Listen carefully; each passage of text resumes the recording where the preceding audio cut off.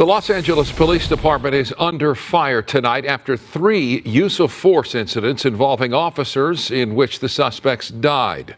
All 3 incidents happening in the first 3 days of the new year. Tonight, Chief Michael Moore has released video footage of all 3 incidents. And he's promising a full investigation. KTLA5's Mary Beth McDade joins us live in Hollywood with the story. MB.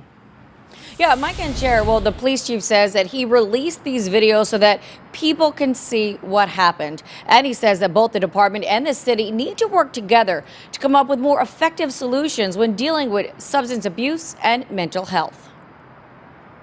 Hey, I need you to relax. Hey, don't grab anything. Hey, come here.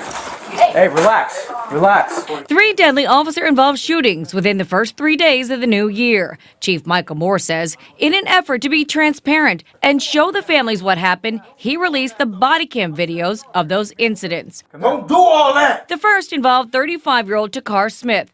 Officers were called to a home by a woman who had a restraining order against him. Officers tried for several minutes to coax him outside to talk. Come here, come here, come here. Leave the chair, leave the chair.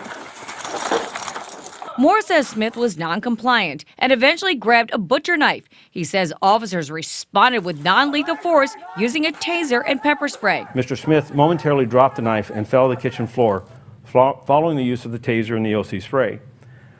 However, after a few seconds, Mr. Smith rose to his knees and rearmed himself with the knife, raising that knife above his head. He says this resulted in officers firing at Smith.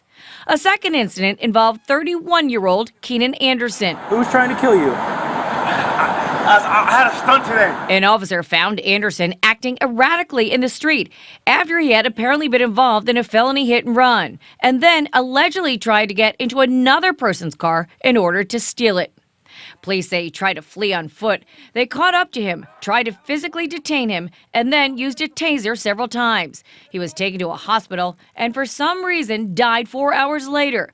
The chief says tests revealed Anderson had cocaine and cannabis in his system. Although initial reports indicate narcotic consumption, more information is needed from the coroner's office before cause of death. In the third incident, Moore says, officers responded to calls of a man later identified as 35-year-old Oscar Sanchez, throwing metal objects at a car and threatened one driver with a knife. They apparently found him on the second story of a nearby residence, where officers tried to establish communication with him for several minutes. And Moore says when officers approached him inside, he went at them with a makeshift spear. By officer's account, Sanchez is observed holding a 2.5-foot long metal makeshift spear and advanced towards the officers.